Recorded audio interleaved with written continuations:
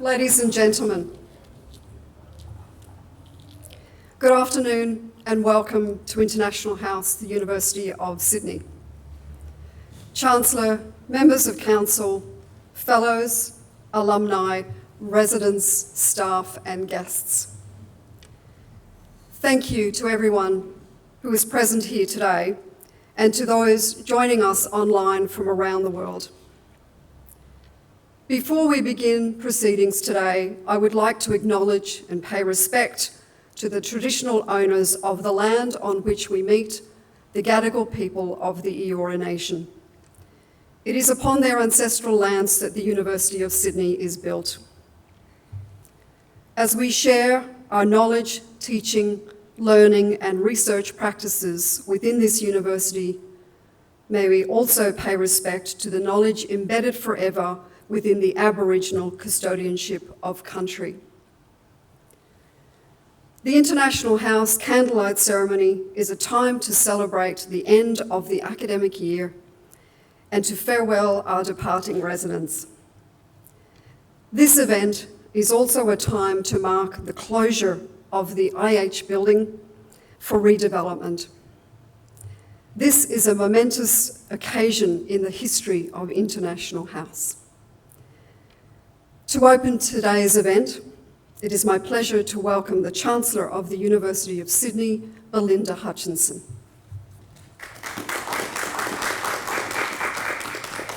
Thank you, Jessica, and let me also pay my respects and acknowledge the Gadigal people on whose lands we meet this afternoon. They have been teaching and learning here for tens of thousands of years, and we try very hard to keep up their great tradition. It's such a pleasure to be here this afternoon and to be able to be with you.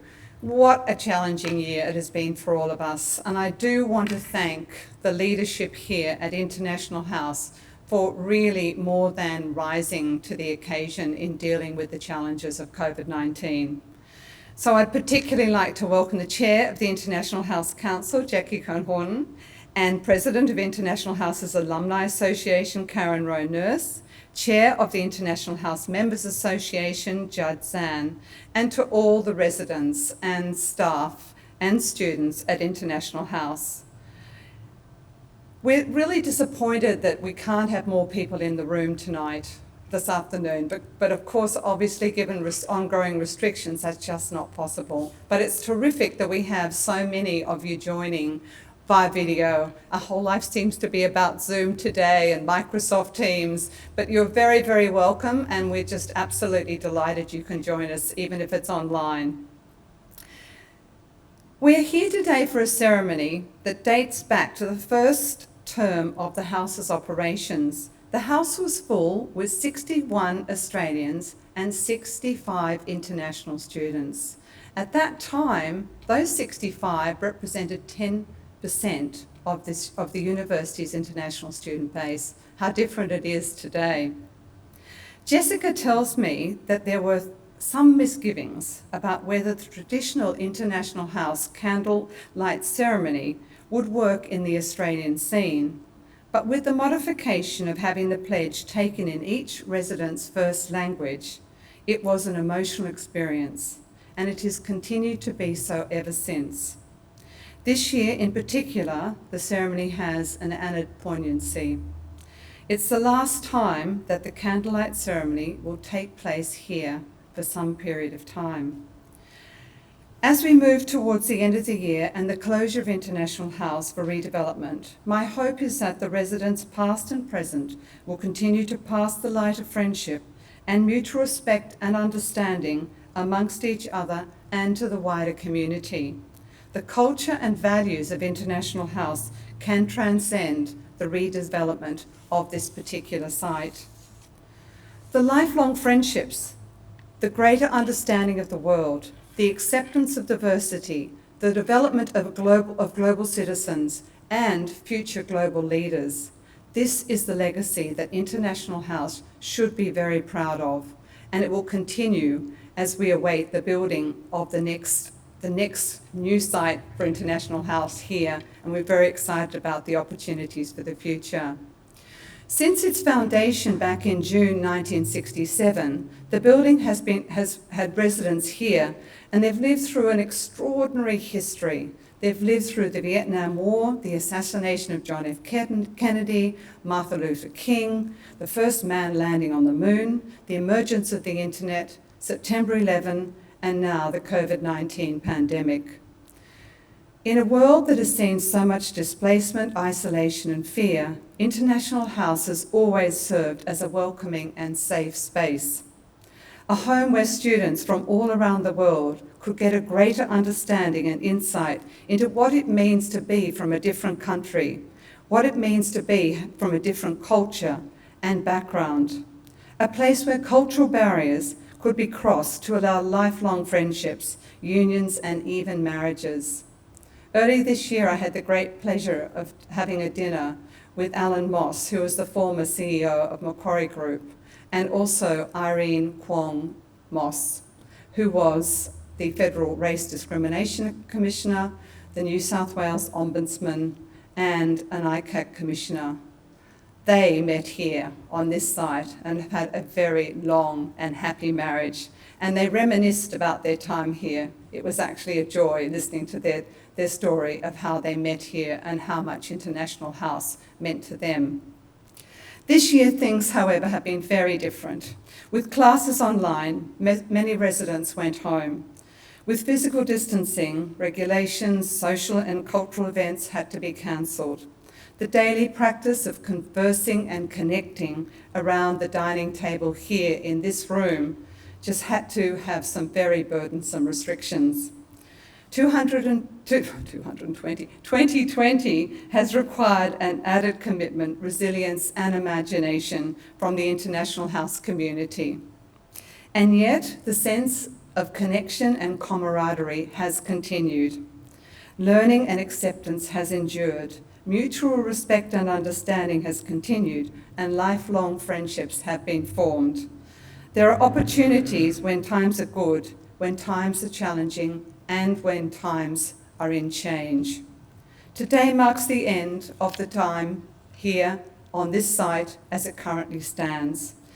A time to be thankful for and to celebrate all those who have contributed to this wonderful and vibrant community.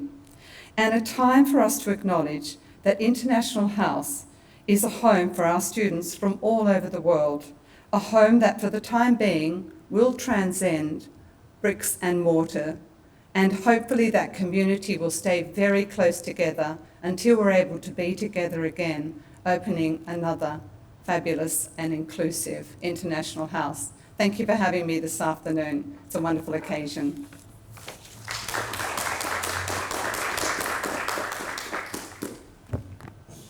Thank you, Chancellor.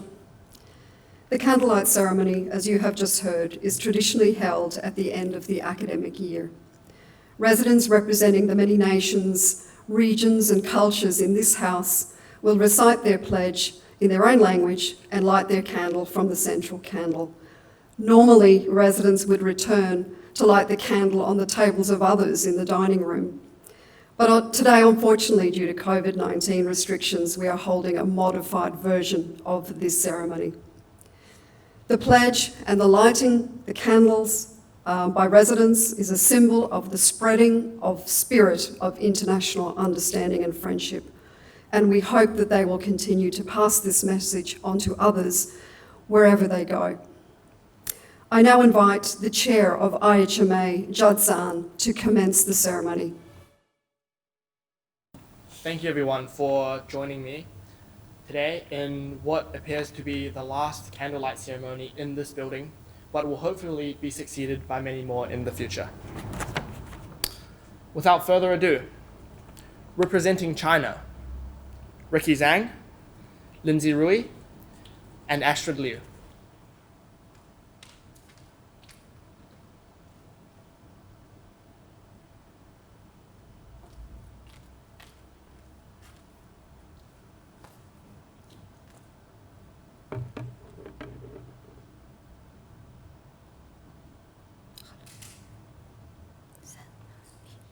人生不相见，动如参与商。今夕复何夕，共此灯烛光。相逢应是缘分，相伴已是知交。纵使我们来自五湖四海，心灵的投契不会因为国界而阻滞。让我们常怀常念这份珍贵的情感，把这种国际友谊永远传递下去。谢谢。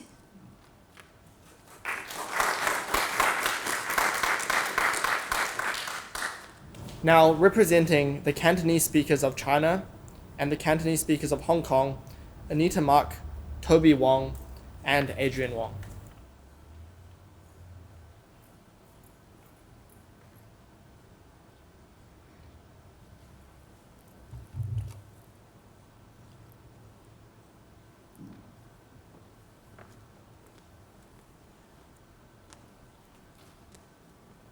我哋嚟自世界各地，今日有機會喺 International House 聚首一堂。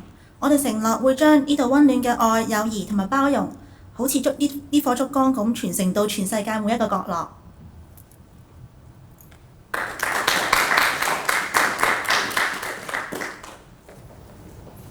Representing India, Freya Singh.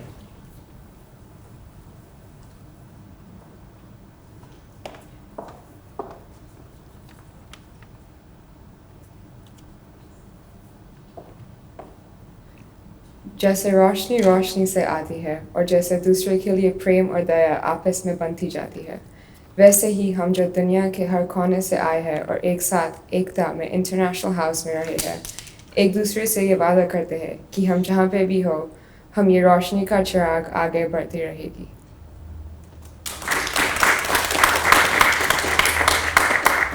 Representing South Korea, Eugene Son.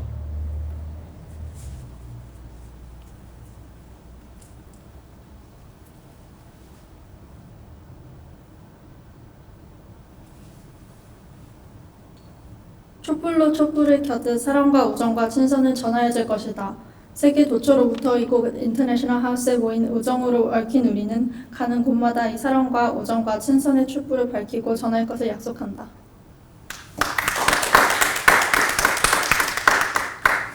Representing Malaysia, Therese Lee.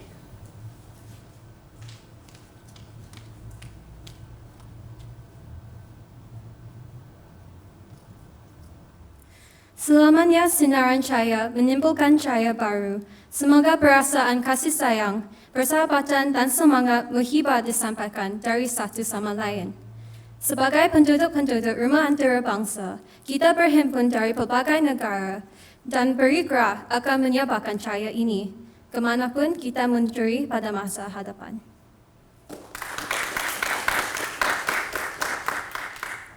Representing Russia, Natasha Suhochev.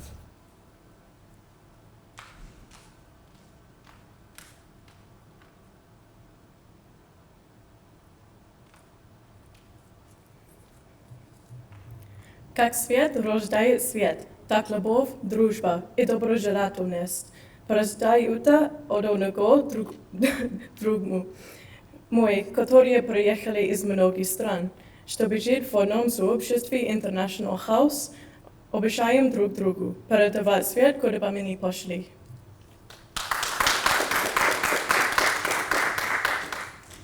Representing Sri Lanka, Kevin Nanayakara and Keshni Mithukuta.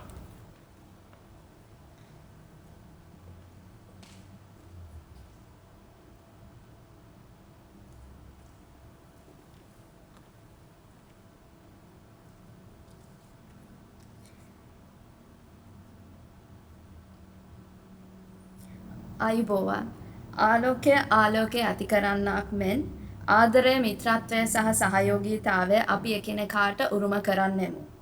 රටවල් රසක සිට මෙහි පැමිණ හිතකාමීව මෙහි වෙසෙන අපි මේ ආලෝකය සෑමතැනම පැතිරවීමට එකිනෙකාට පොරොන්දු වන්නෙමු. ස්තුතියි.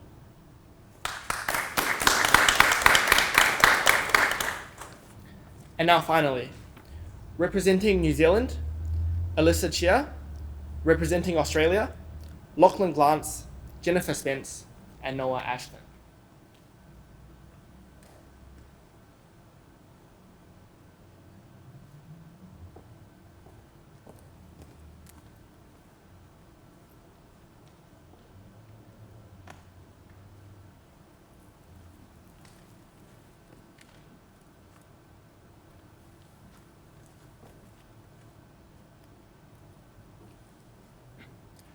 As light begets light, so love, friendship and goodwill are passed from one to another.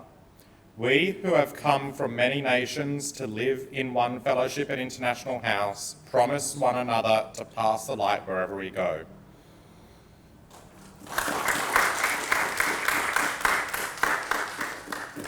Thank you, and that concludes the formal part of this candlelight ceremony. I now invite to the lectern the Chair of the International House Council, Jackie Korhonen. Thank you, Jessica. Chancellor, past council chairs and council members, fellows, alumni, residents, and all of you who have loved and supported International House over the years. I never tire of hearing the pledges from the residents. It's filled with such hope and noble purpose, but this year it's given at a bittersweet moment. Bitter because, as you've heard, we are pausing the operation of International House. And bitter because we've had our lives, our hopes and our health disrupted by a global pandemic. But it's also sweet. Sweet as we embark on a journey into the future to rebuild International House to meet the demands of future residents and the next generation. 2020 has reminded me of many things, including that the world will continue to change and we must all adapt to the new future. However, while we do this, we also must hold true to the principles that ground us. The mission of International House, to foster international friendship and understanding, has never been more relevant in the world. The strength of diversity and inclusion to build a strong community has never been more needed. And I'm optimistic that in the future we will continue to provide life-enhancing experiences to our residents, allowing them to grow and to give their very best to the world.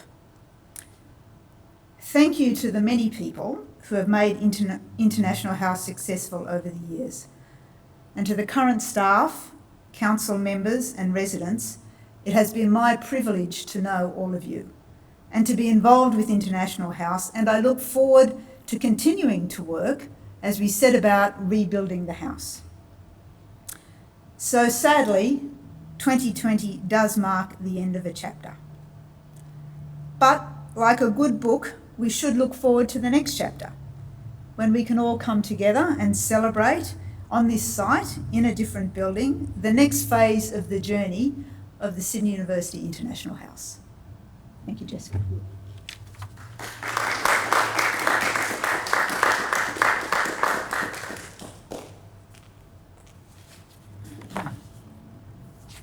Hello, my name's Rowe-Nurse. I'm the current president of SUIHAA, which is the Sydney University International House Alumni Association.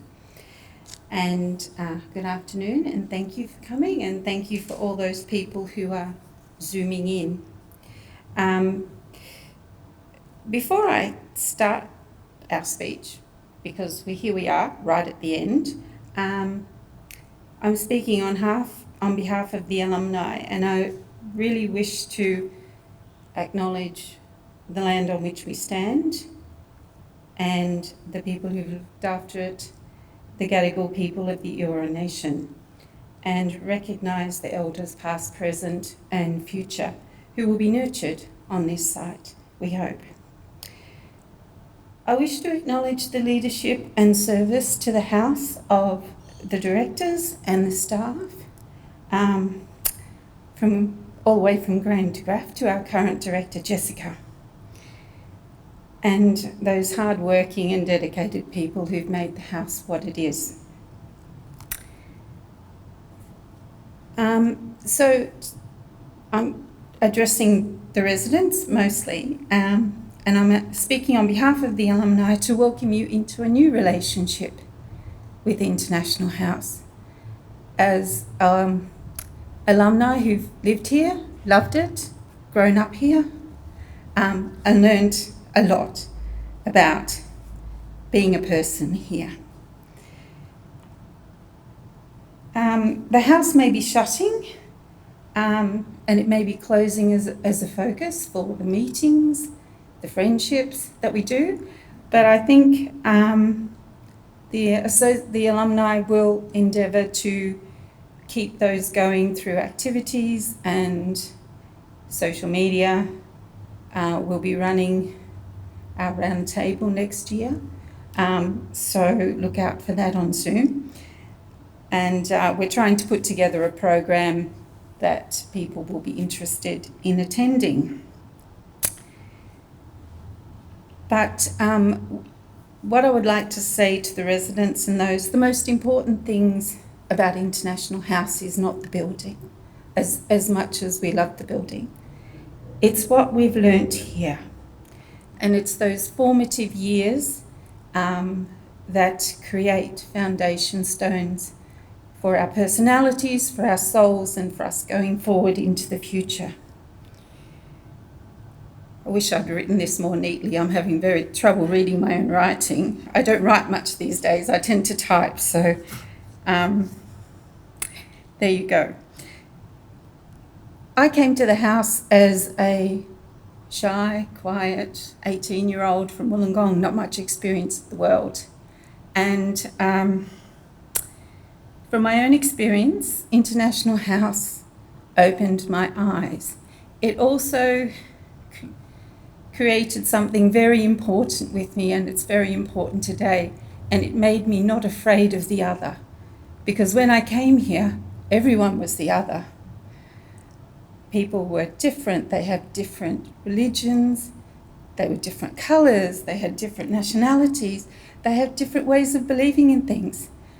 And from a girl from a relatively small country town, it's a city now, but it's still a country town, it was eye-opening.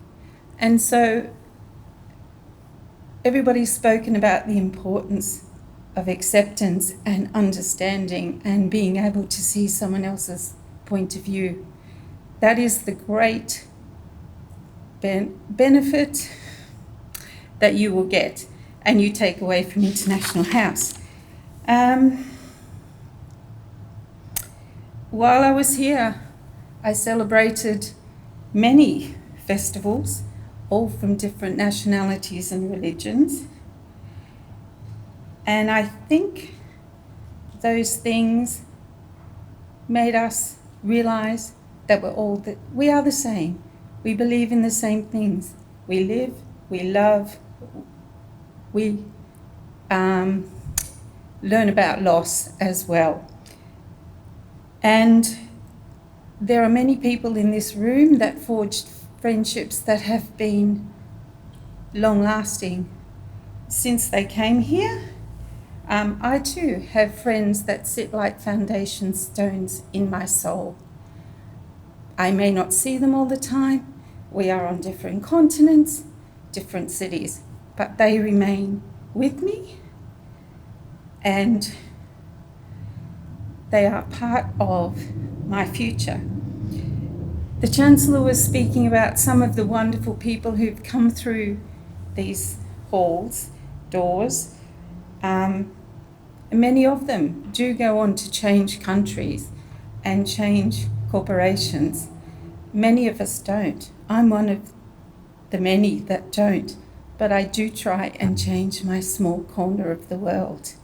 And so I say to the alumni and our residents that if nothing else, pass on the light by changing your very small corner of the world. Thank you.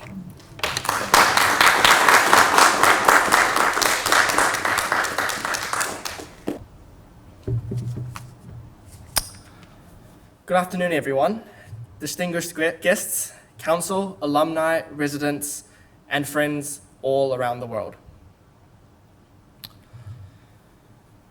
When I first became chairperson of International House, I didn't really know what this would mean.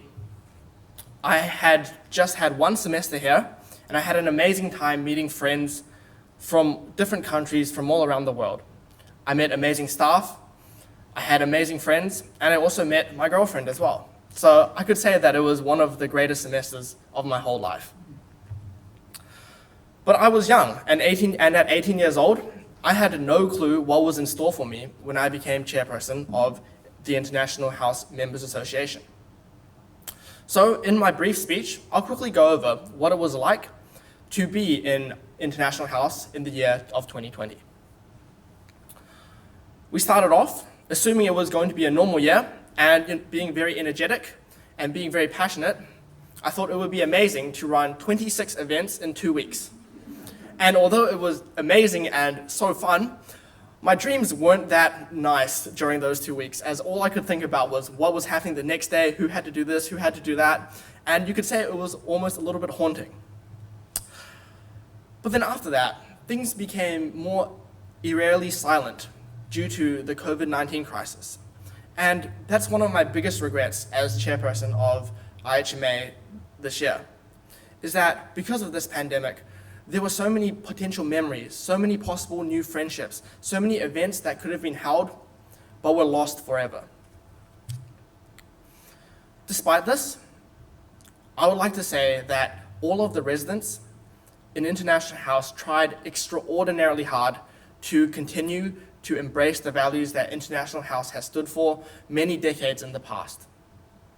I've seen many new friendships being created since the beginning of the year, and with the new batch of residents and first-year uni students coming to International House this year, I've seen them come in all nervous, all shy, but then now they're louder, they're more outgoing, and you know they're so energetic, far more than myself.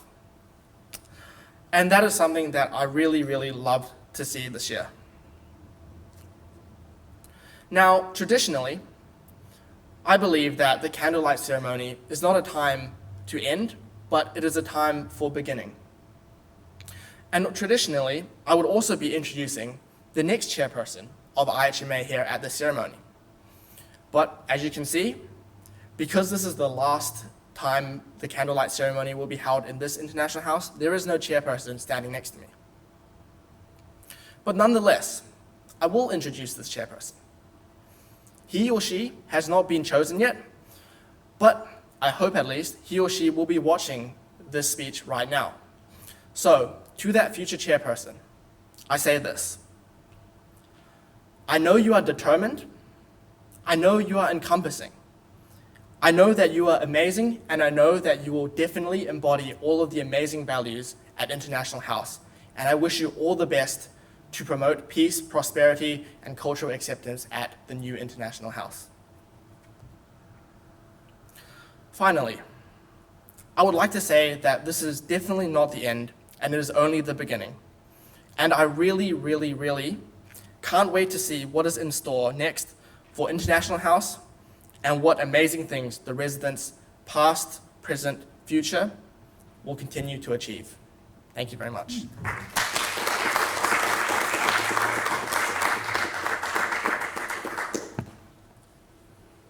Thank you, Judd, Karen, Jackie, and our residents who made pledges today.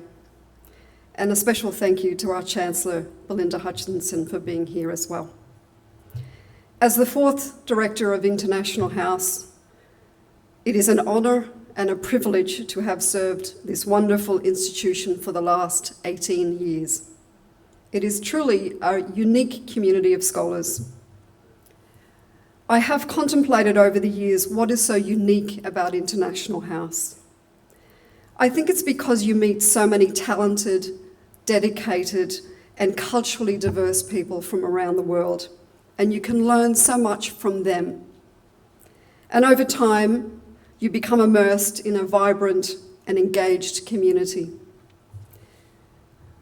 IH's mission is, and always will be, to welcome students from Australia and overseas to live together in harmony. With our Australian students hosting students from different nations, with the aim of exchanging knowledge and friendship, and from living and learning together, residents acquire a transformational experience, an IH experience, one that will stay with them forever after they leave the house. If you have ever attended an IH food fair or an I-night or even had a meal in the dining room, you will know what that experience is like. It is not just a place to sleep and eat, but a place to learn to respect, tolerate, and understand what it means to be from a different culture. A deeper international understanding takes place right here. And in many cases, as the Chancellor said, lifelong friendships are formed. We've had many successes over the years, and to name a few, the 40th and 50th anniversaries, when alumni packed out the Great Hall and the Wool Room, the publication of the IH history. We did not lose any residents out of mischief. We stayed out of the newspapers. We published the IH magazine. We enhanced our social media presence. We fill the house every year. We won the Intramural Cup in its first year. We have grown our scholarship and bursary funds, enabling us to support more residents to live here. We have developed and delivered a global leadership program and much more. Of course, there have been many challenges, none so more than this year. There was the GST, a headache for anyone who knows about the GST and its application to residential colleges and halls.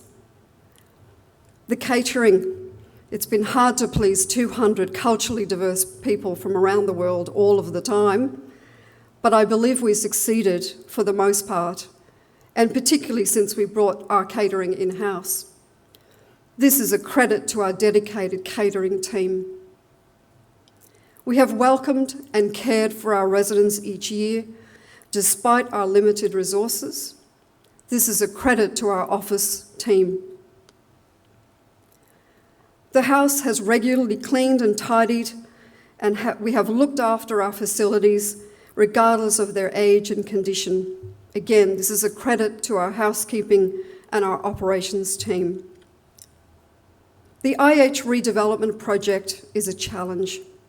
Like many complex projects, we took one step forward, two step backs on many occasions, but finally a decision has been made.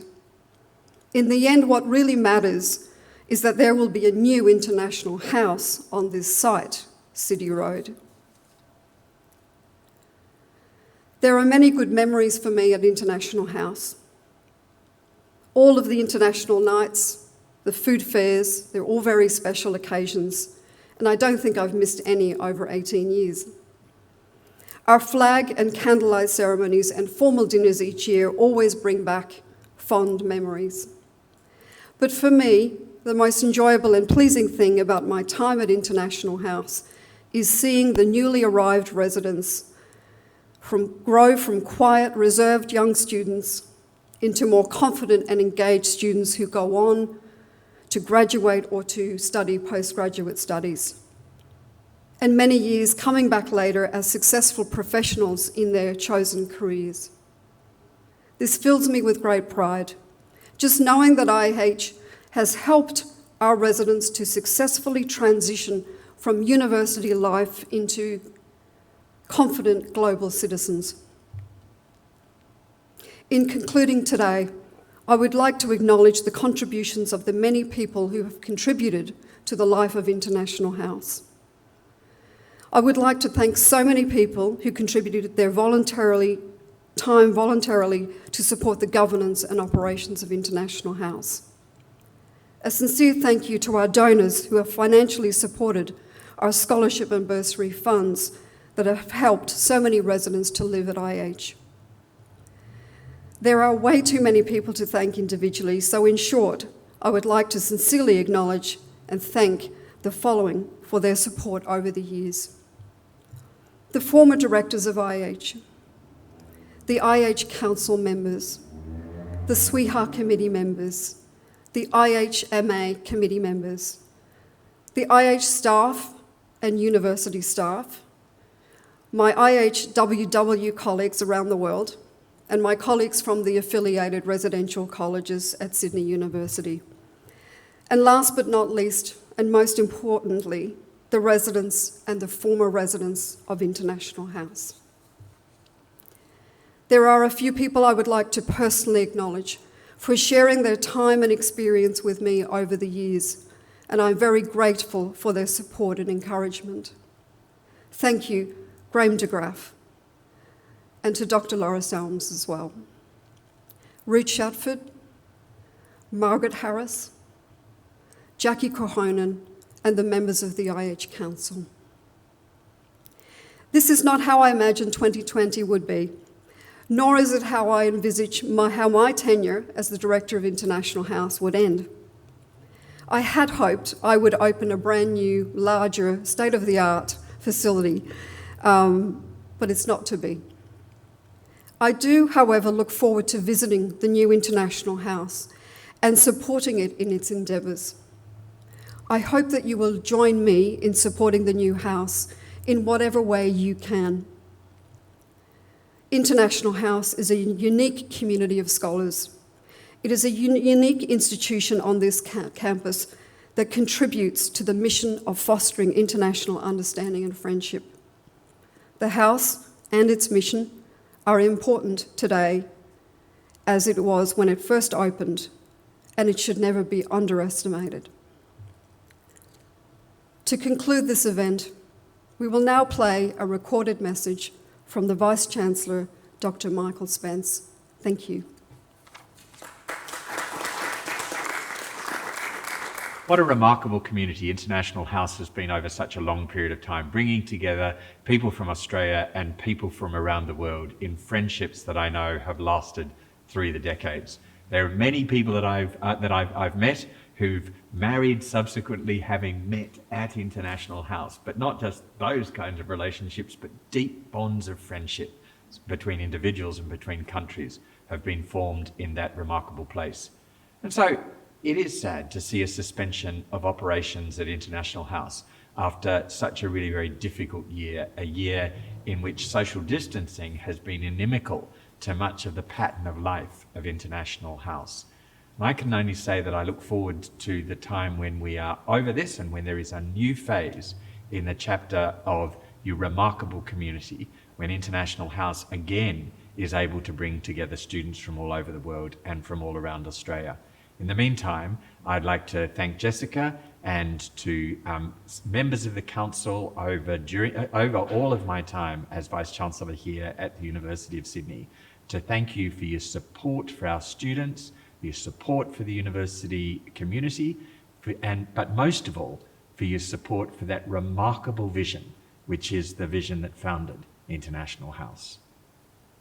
Thank you, ladies and gentlemen. That concludes today's event, so I invite you to mingle, but not too close to each other. Have a drink, cold drink today, and thank you so much for being here. We wish you well. Thank you.